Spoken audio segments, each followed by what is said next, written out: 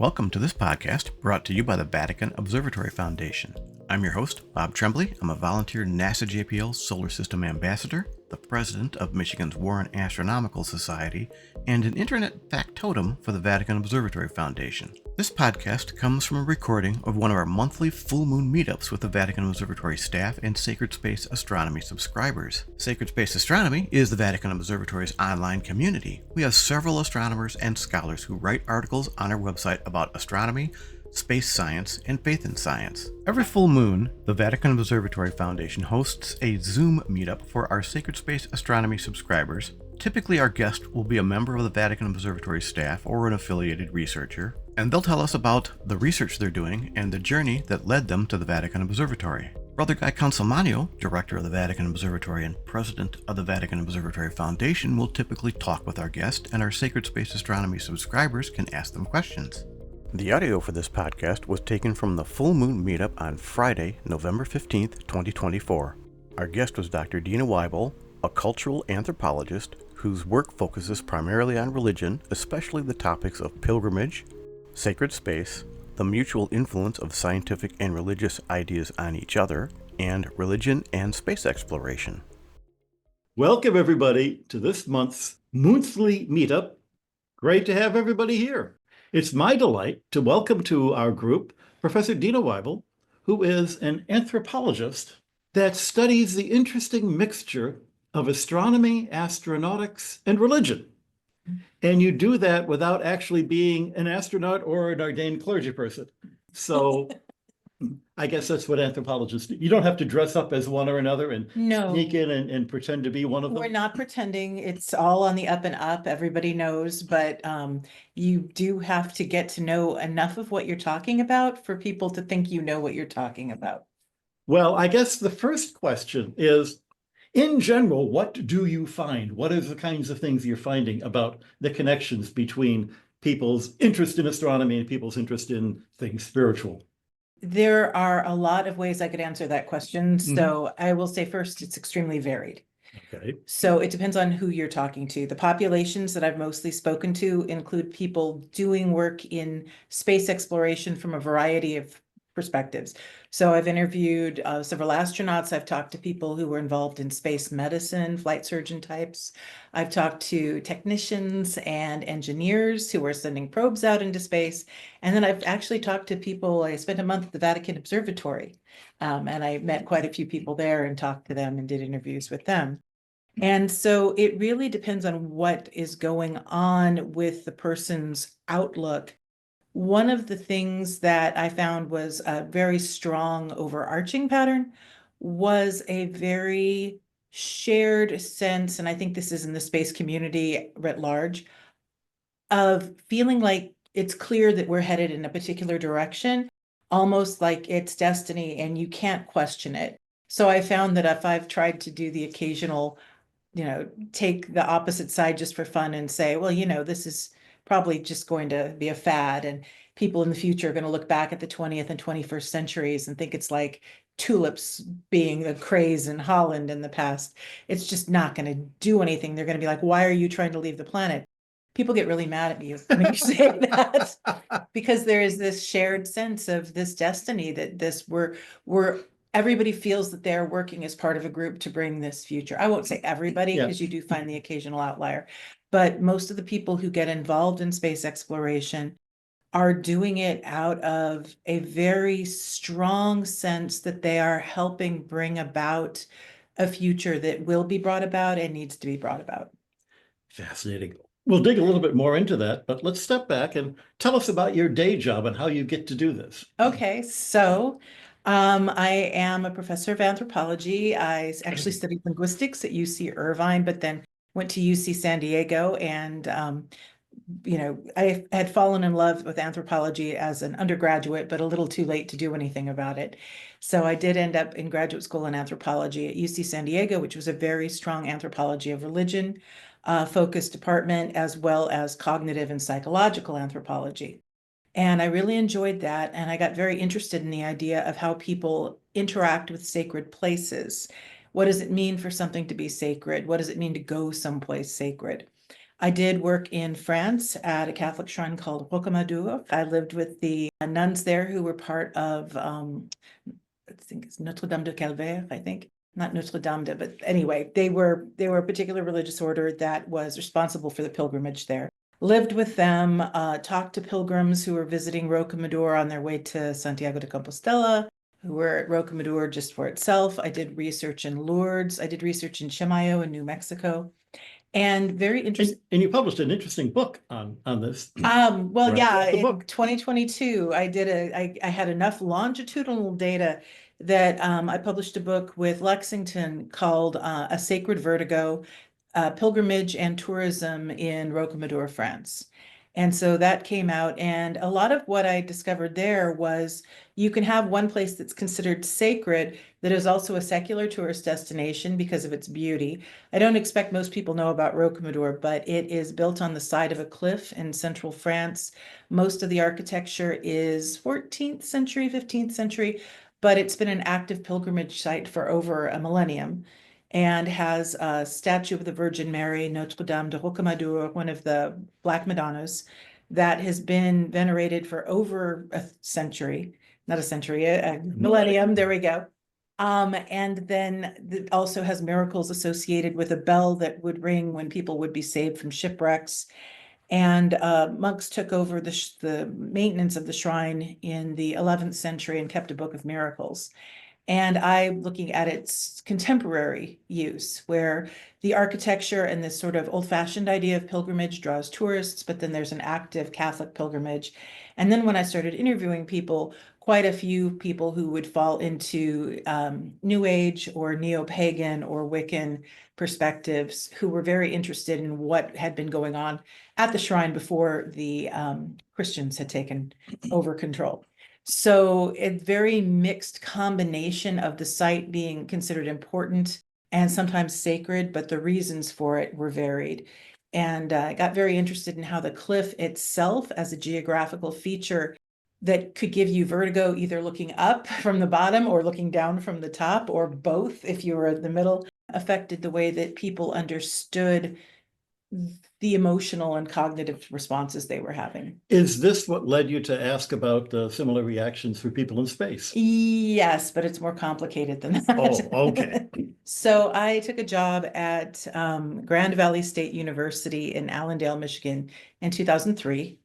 And very soon after getting to Michigan from Southern California, I met former space historian, actually current space historian, former NASA chief historian, Glenn E. Swanson, who I know some of you know. And he and I started dating, and I was very interested in the space stuff and started asking him a lot of questions about space and religion and people having different kinds of experiences in space.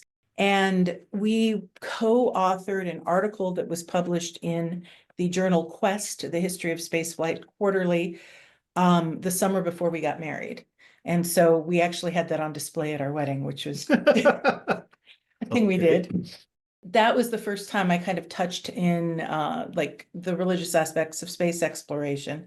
It was considered a little weird at the university, but I did additional work after I got tenure and made it a little bit more spacey. And then after I became a full professor and I didn't have to keep an account or justify my existence the same way any longer, I sort of dove into the space stuff and that became sort of my full-time area of research since about 2017, 2018. One of the things, of course, I know about was the special issue of religions that you edited. Yes, well, because yes. I wrote one of the papers Yes, for you it. did. And can you talk a little bit about that? Yeah, so it was an attempt to gather up a lot of the people who were doing stuff that connected religion and space.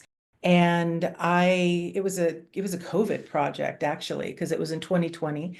And so Guy and I had both been published in a book called Touching the Face of God, I think. It was I'm gonna blank on everybody's names, Michael Waltamante and Paul Levinson. There we go. And that was a really fascinating book. And I was like, oh my gosh, Guy Consolmagno is in there. I can't believe it.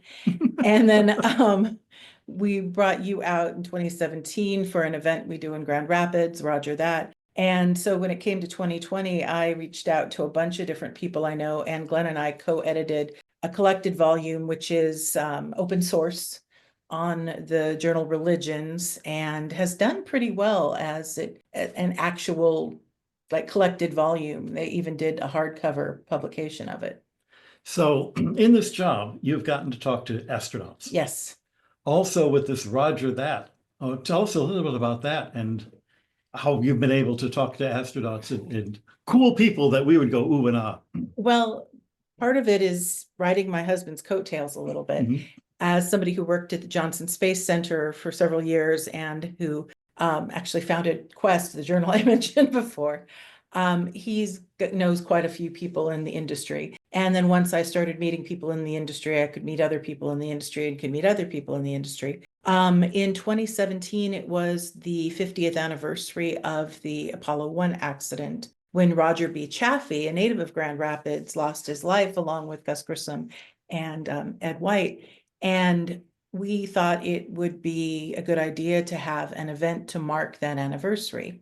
Because you and I have people in common, I was able to reach out to you at that point, and we brought you in as the morning keynote. And then we had Roger Chaffee's daughter, Cheryl Chaffee, as the evening keynote. And it was quite a success, and people enjoyed it. This was a big event at the planetarium. It was partly at the planetarium. A lot of it was at Grand Valley State University's Eberhard Center.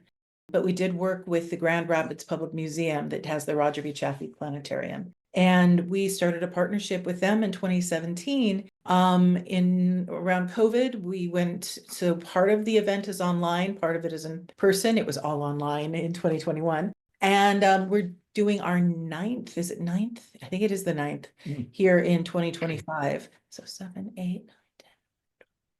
Yep, 9. I have to count on my fingers, but there we go. So that's coming up on actually Valentine's Day and the day after in 2025. And we're having astronaut John Harrington come out. And he was the first Native American astronaut to be in a tribe, have tribal affiliation. And he's an engineer and a fascinating person. And we're really looking forward to him speaking. And then we've got a number of people for the online portion during the day on Friday, which we've got folks from APL, somebody from JPL. Our theme is communication. I'm really promoting this now, but space and communication. And we're going to have Bruce Wagoner, who is one of the people on the team for reestablishing communication with Voyager 1. He's going to be one of our speakers. And then we've got Andy Calloway from APL, who which is the Applied Physics Lab at right, Johns Hopkins. Exactly, and worked on the OSIRIS-REx project that I know Bob Mackey was working on. Big project, different parts of it. We've got also science journalist Lisa Grossman. We've got, I don't have everybody's name in front of me, but it's like 6 different people all doing different aspects of communicating ideas about space, including a composer, including a director. So we've got a number of different fascinating people who are going to be in our free go online too. Yeah.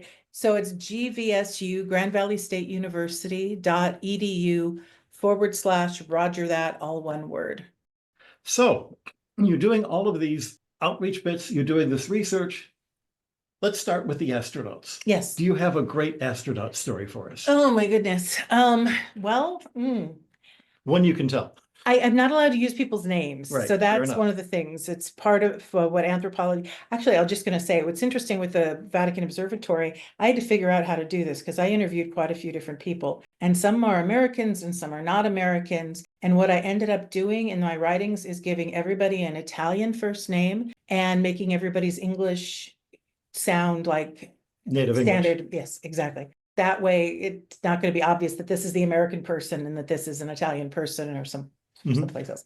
With the astronauts, Glenn had convinced me to write an article about comparing space exploration and pilgrimage for the Space Review. And he said, you're doing all this for anthropologists, you need to share it with the space community. And I was like, I don't know, they're going to think I'm weird or whatever. So I went ahead and wrote something. And very soon after that, maybe the next week, I heard from, I'll just say, an Apollo astronaut who said, I have thoughts about this and I would like to have a conversation with you. And so this particular astronaut, I had multiple meetings with, and we did a lot of interviews and got to know each other pretty well. And one of the things that was the most powerful about his experience, and I have to be careful on space company because normies, like I can say stuff and they don't know who I'm talking about, and you guys probably figure it out, but I still have to maintain what I'm doing. He was an Apollo astronaut, as I said, who at one point was able to be by himself orbiting the moon. And he turned off while he was out of communications with NASA on the far side of the moon. He was in the shadow of both the Earth and the moon, complete blackness. He turned off all the lights in his spacecraft, got dark adapted, and looked out into deep space from where he was, out into the Milky Way. And the way he described it, and I talked to him about it several times, he saw way too many stars for what he was prepared to. He couldn't see between them. He described it almost as like if the Drake equation was something that you could just see with your own eyes. And he was blown away by it. And it changed a lot of his ideas about what he thought he knew. One of my quotes from our interview is, "I realized we don't know crap about anything. We really don't." And it was a very humbling experience for him. And this was not a person who was necessarily humble before then with the military background. Not that I'm saying military people aren't humble, but it just wasn't his personality. No, astronauts, right? Right. And so that change in the effect, once again, cognitive and psychological anthropology, I was very interested in that and how we are not built or designed or evolved to see space from space, to see the Earth from space. So Frank White's overview effect.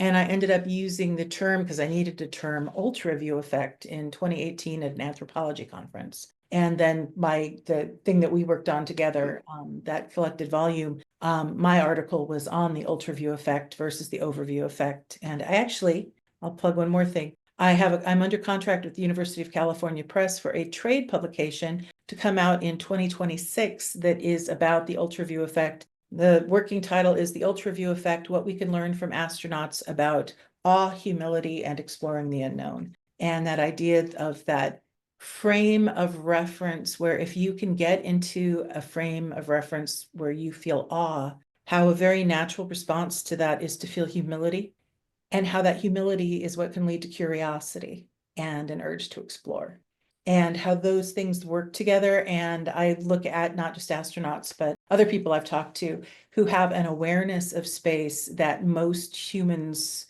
go their entire lives without having, but how that affects the way that they understand themselves and what we need to do. I feel like a fool countering with a story I heard recently about astronauts, Go for but it. to lighten it up. Okay. Rob Lorenz and I, earlier this month, were at the Cincinnati Observatory, and they were bragging about the time that Neil Armstrong came to visit them. Mm-hmm.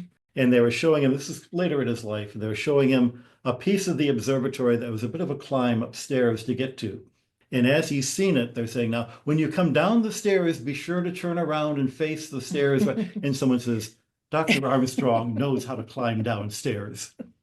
Which they go, yeah, I guess he's kind of famous for having done that. We've all seen that, yes. Yes. That's great. One of the Chris. notes here that Chris Grady has, which I don't think the rest of the world can see, was just good donuts, fast internet, and bourbon.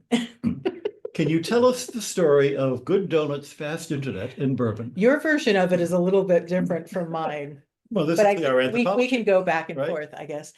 I'm very interested in genealogy. People are like, what does that have to do with this? Because I'm interested in genealogy, and because it was a chance to get to know things I didn't know. I did a lot of DNA stuff and finding relatives online, and I have a whole slew of third cousins that I'll share a pair of great grandparents with. One of them is my cousin Tony, who lives in Ellettsville, Indiana, which was on the direct line for the last total solar eclipse to pass over the US here in April.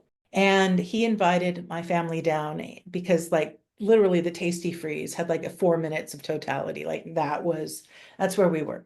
And that morning I got a text from a friend of mine who said, hey, did you see Brother Guy is in the New York Times? His Brother Guy had done an Explorers Club event for us previous year. No, we'll get back to your connection with the Explorers Club. But all right.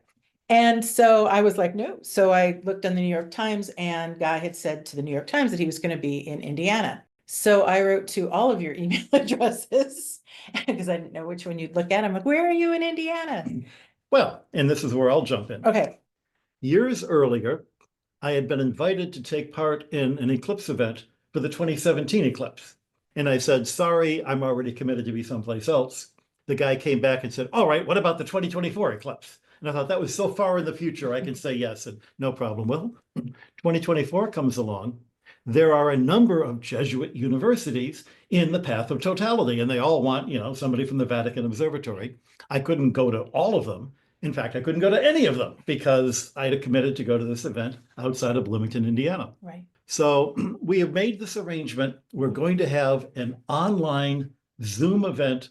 My buddy Chris Graney, who's here with me, he and I had, and his wife Tina had shared the excitement of the 2017 eclipse. And I thought, we got to get together, get the band together for the next eclipse. So we arranged the two of us.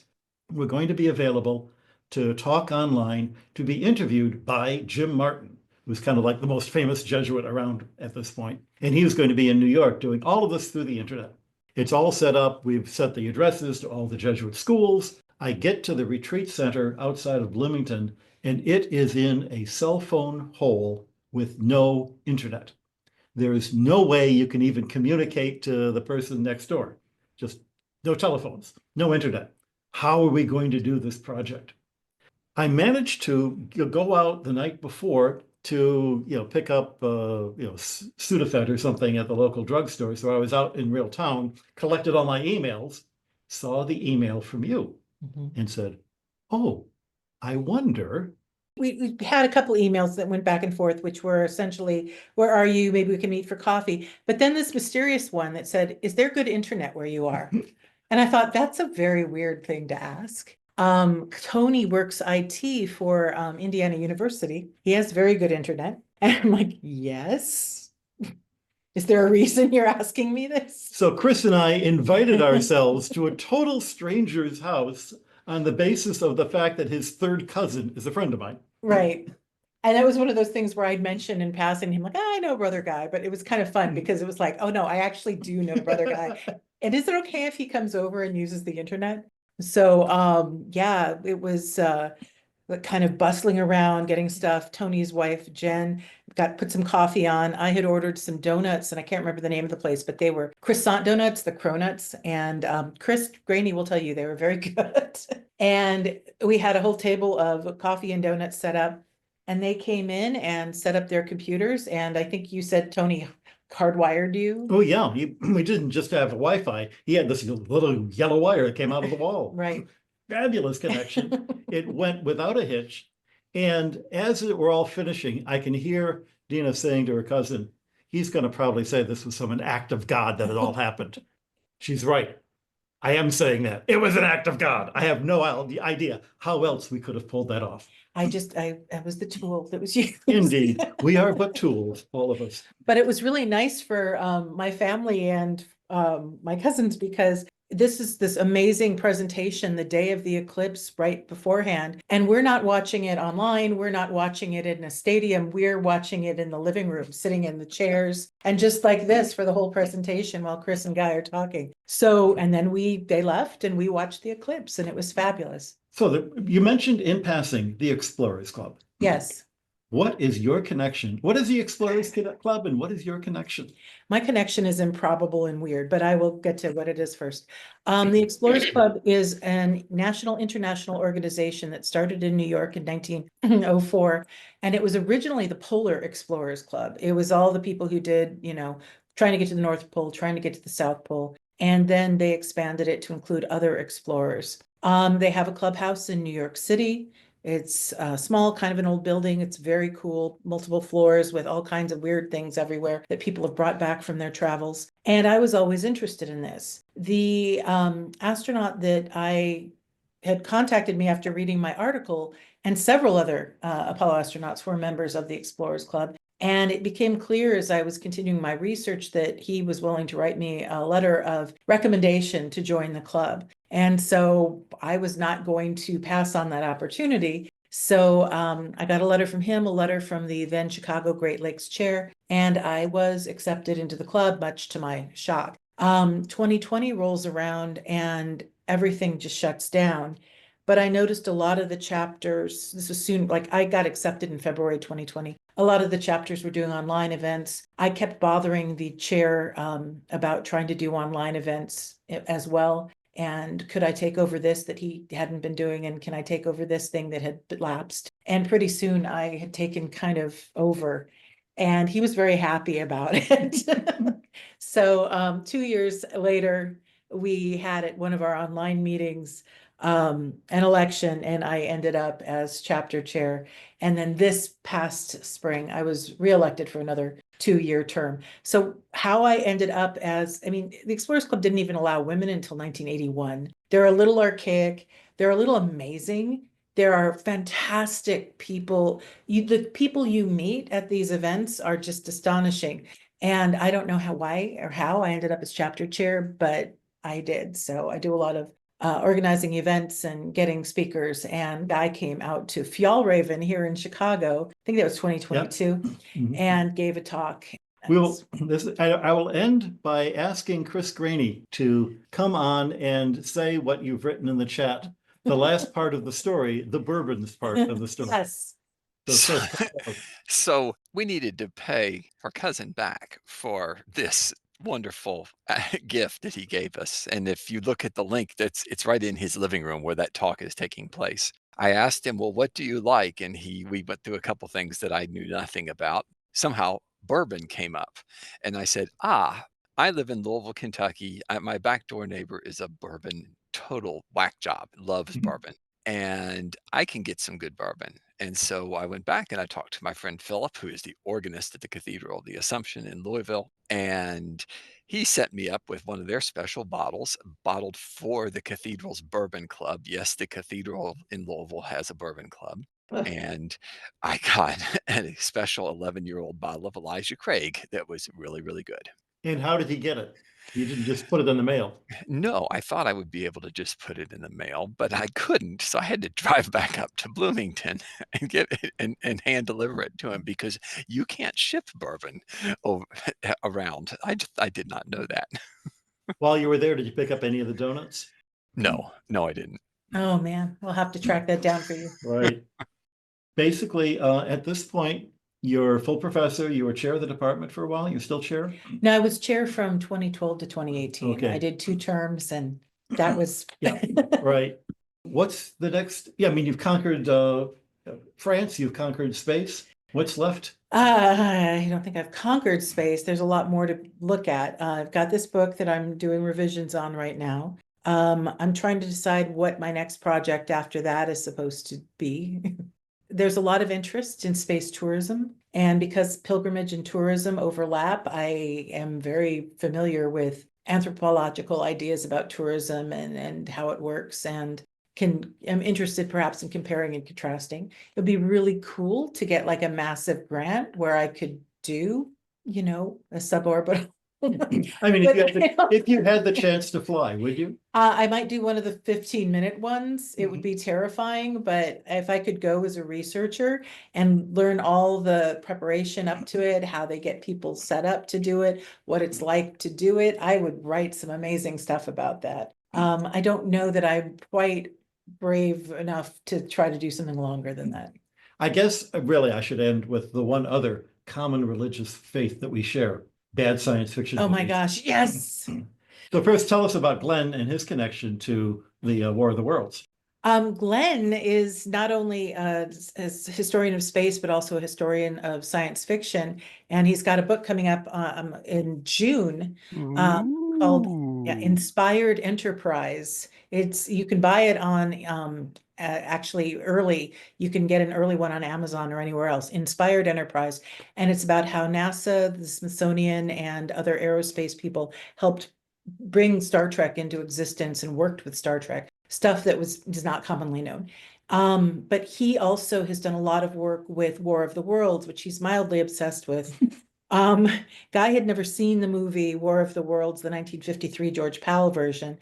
So we made him watch it the last time he visited us in Michigan. And I think you liked it. Very much. It had a meteorite that landed, but it wasn't really a meteorite. And Glenn has been doing a lot of stuff connected to the history of that and has written quite a bit on those aspects of it. In fact, he interviewed George Pal back in the 80s or 90s and ended up publishing an article in Starlog, which was his very first published publication where he was paid something. And it's a very proud moment that it wasn't George Pal, I take that back. It was the writer, Howard Koch. Howard Koch.